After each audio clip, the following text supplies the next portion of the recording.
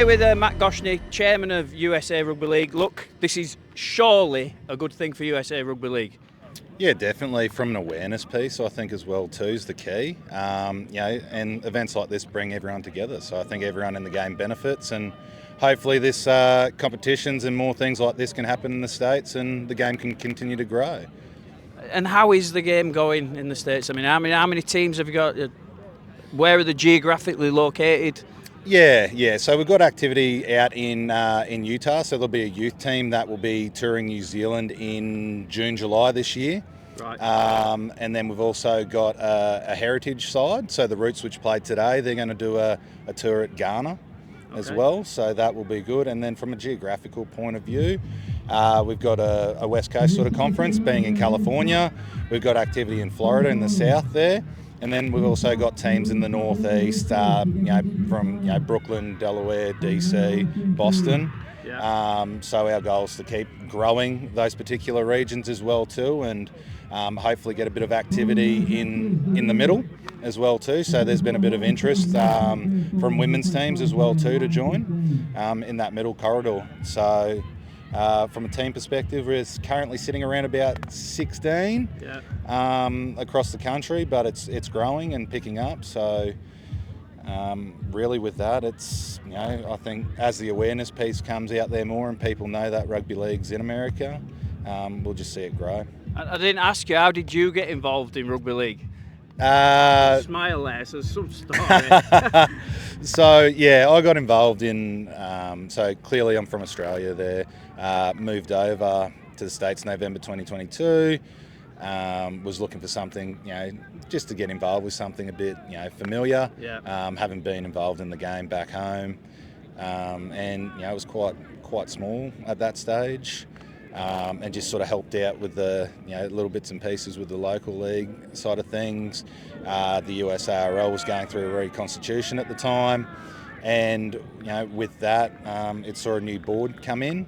So the club members actually nominated and elected a new board. Yeah. Okay. And with that, I think we finalised the reform side of things in about April last year. Is that all sorted now? Because I know there was a bit of press about this, wasn't there? A little bit of fallings out and sort of going on. But is that all sorted and it's on a positive move now? Yeah, look, I mean, anywhere in rugby league, there's always going to be an element of negative press. Right. A match result doesn't go a particular way, someone doesn't follow, particular protocols and things like that. I think really for us, I think there is that unity here as well too, and as we keep working and establishing the clear pathway. So we've got a great partnership with the Sydney Roosters at the moment on the West Coast. Yeah.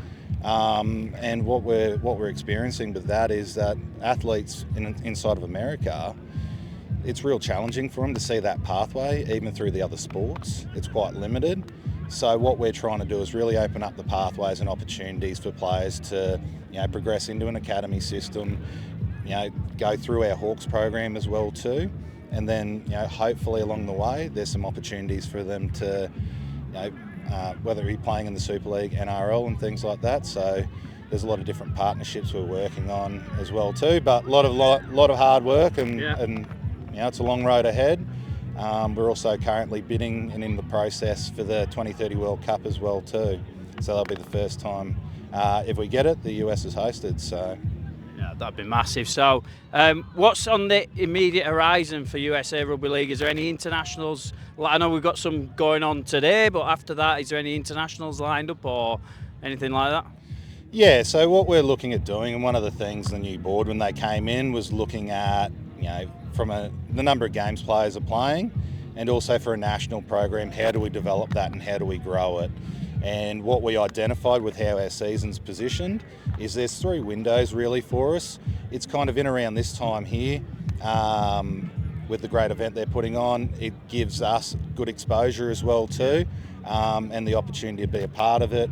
We actually had one of the players jump in with the Sharks on Tuesday and complete a training session. So they're all good positive things that come off the back of it. The next window we look at is kind of towards the end of our season and around that September time frame. and then just before sort of Christmas in that December. So they're the 3 windows we're trying to work towards. We're trying to finalise our calendar up to 2027 at the moment. So there's a lot of proactive activity happening in the background, but it just takes time. And I think people can see that there's this shift and change in rugby league here as well too. And I think people just want to play. All sounds positive. Right. Yeah. Just looking ahead at the big game on Saturday. Who do you support, by the way? It's a trick question, isn't it?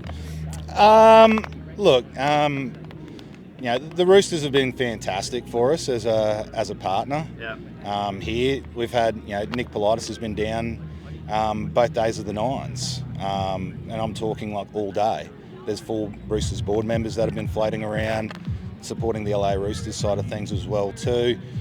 They've been great with hosting the Greece side as well too. They're LA Roosters for a training session coming through, so that collaboration's great. And then there was also a clinic that the LA players put on in Watts in California. So that's got the highest population of, I think, like, from a density point of view, like from a crime rate as well too. It's one of those things, but it's a positive, and kids in those areas being able to get the opportunity and be exposed to the game. Yeah.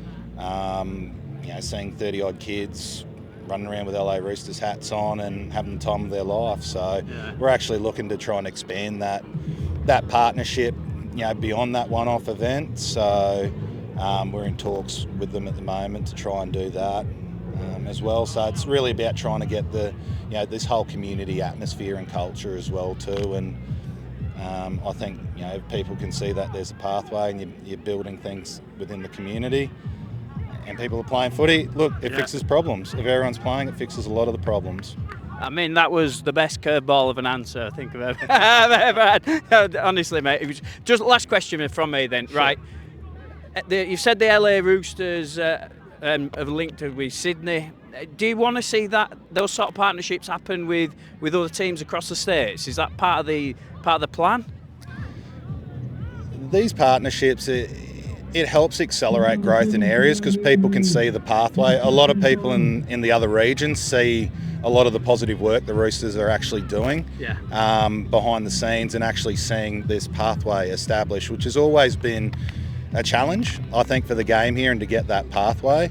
And look, I think it will be sooner rather than later. We'll start seeing a few of these other partnerships come on board, and look, a lot of people are willing to help out and want to see rugby league in the US do well. So, it's fantastic, the feedback you're getting from even people that aren't a part of these 4 games. Awesome, mate. Cheers. Thanks a lot. No worries.